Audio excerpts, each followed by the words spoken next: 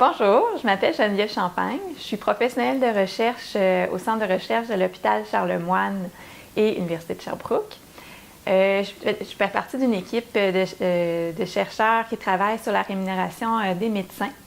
Puis on l'a vu, il y a une augmentation en fait des incitatifs qui ont été mis en place pour les omnipraticiens en première ligne et c'est ce que j'ai étudié. Donc on veut savoir en fait comment que ça a évolué, quels sont ces incitatifs plus précisément. Donc, pour les années, en fait, entre 2005 et 2014. Donc, on va regarder au niveau du nombre, comment que ça a évolué, quelle population est visée et les intentions derrière ces incitatifs. L'incitatif financier, c'est un montant qu'on va donner pour inciter le médecin à adopter certains comportements. Alors, par exemple, on a des primes de soir, de nuit, le week-end et les jours fériés pour inciter les médecins justement à travailler dans ces moments-là, des horaires un peu plus intéressants et s'assurer, dans le fond, qu'on offre un service à la population. Alors, quand on regarde le nombre d'incitatifs dans le temps, on voit qu'il y a une augmentation constante qui se fait. On commence en 2005, il y a une dizaine d'incitatifs pour terminer en 2014 avec 77. On voit qu'en 2007, il y a une augmentation un peu plus marquée avec l'arrivée des guichets d'accès à la clientèle orpheline, les GACO, et en 2012. Pour ce qui est des populations visées, on remarque que c'est beaucoup les populations vulnérables inscrites, donc affiliées avec un médecin. Quand on parle de populations vulnérables, on les définit comme des personnes âgées ayant ou pas des maladies chroniques ou pour des personnes qui ont des maladies chroniques aussi.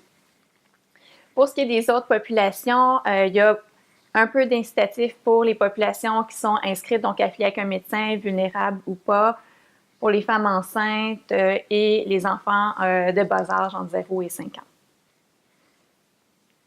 Pour ce qui est des intentions, quand on lit les manuels de facturation, il n'y a pas d'intention qui est décrite clairement pour savoir pourquoi ils ont mis en place ces incitatifs-là.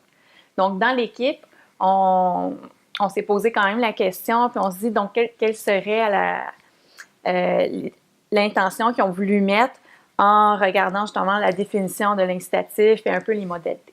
Donc, on s'est basé sur 3 composantes essentielles pour avoir une première ligne forte. On se base sur est-ce qu'on a visé l'accessibilité, la continuité ou la globalité des soins. Quand on parle d'accessibilité, on a vu que c'est une personne qui a un problème de santé, est-ce qu'elle est capable de rejoindre un professionnel de la santé pour répondre à son besoin en temps opportun. Pour ce qui est de la continuité, donc la personne a un problème de santé, elle a besoin d'un suivi dans le temps. Donc, est-ce qu'elle est capable justement de recevoir ce suivi? Donc, quand on parle de la globalité, on fait référence à la capacité du médecin pour répondre à l'ensemble des besoins des patients, que ce soit à toutes les étapes de sa vie. Donc, on parle de la petite enfance jusqu'à la vieillesse, en passant par des besoins spécifiques à la vie d'adulte, par exemple des activités préventives ou la grossesse. Donc, quand on regarde les incitatifs avec ces 3 composantes, on remarque qu'il y a beaucoup, on a misé beaucoup sur l'accessibilité, un peu la continuité et vraiment très peu de la globalité. Là, c'est qu'on constate qu'il s'agit d'un système extrêmement complexe. Tout d'abord, par le nombre d'incitatifs mis en place. Donc, on commence avec une dizaine d'incitatifs. On suppose qu'il est quand même facile pour les médecins de les identifier. Quand on arrive avec 77, ça peut commencer à être un peu plus complexe. Surtout qu'on constate qu'il y a plusieurs modalités pour chacune de ces incitatifs-là. Des modalités en termes de lieu de pratique. Donc, certains incitatifs s'adressent pour les personnes qui travaillent en GMF, en CLSC, en cabinet privé ou en établissement. Un même incitatif peut avoir différents lieux pratiques auxquels ça s'adresse.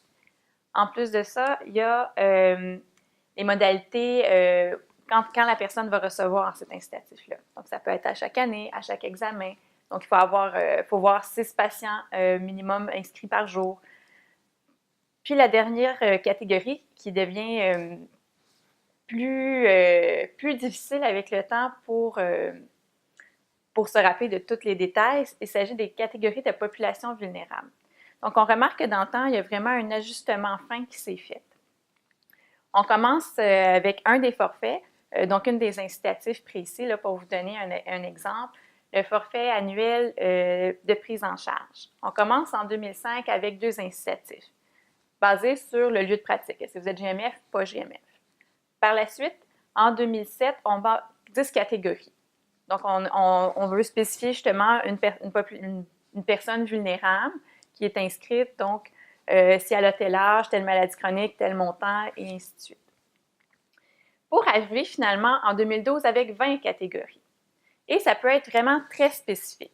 J'ai un exemple pour illustrer justement à quel point on veut faire des ajustements fins. Un des incitatifs est qui s'adresse aux patients de moins de 70 ans qui ont un problème de santé mentale ou une déficience intellectuelle avec un problème de santé, un autre problème de santé, mais pas le TDAH, qui est le trouble de déficit de l'attention avec hyperactivité.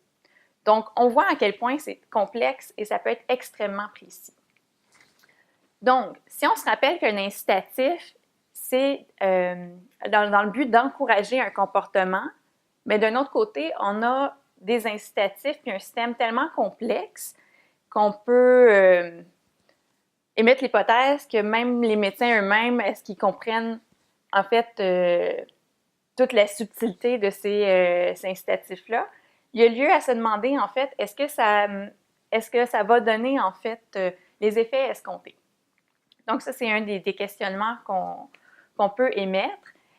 Pour ça, tout d'abord, il faudrait avoir un monitorage et des indicateurs clairs pour savoir justement si on y arrive. Sinon, ces montants-là qui sont investis dans ces incitatifs-là, on pourrait les mettre à ce moment-là pour d'autres leviers pour enfin améliorer le système de santé.